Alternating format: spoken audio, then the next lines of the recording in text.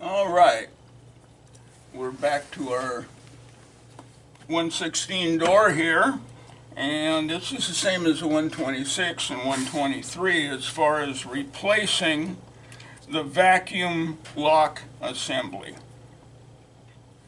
Now, this is a used item from one of my parts cars, and it's pretty easy to test these by blowing and sucking on them, and also to visually look to see if there's cracks in the rubber. So to replace, there's a couple of Phillips screws right here that somebody has filled full of glue. So we need to clean out that screw head a bit.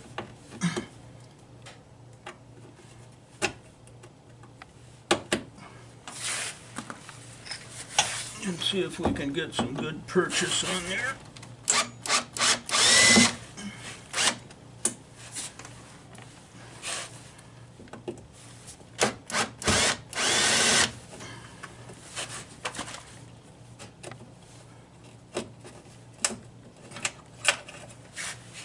And then at the top here, there's a little clip that you need to unsnap from the vertical lock rod. And do your best not to lose it.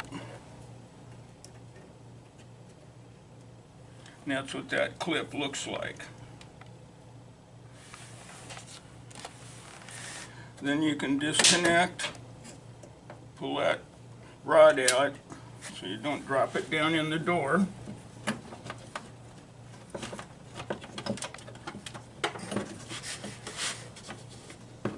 And then the tricky part of removing this assembly. Now, if you try to pull off a rubber hose, it's actually going to make it smaller and harder to pull off. So what you want to do is push it off, which actually makes it a little bit bigger, and it comes off much easier.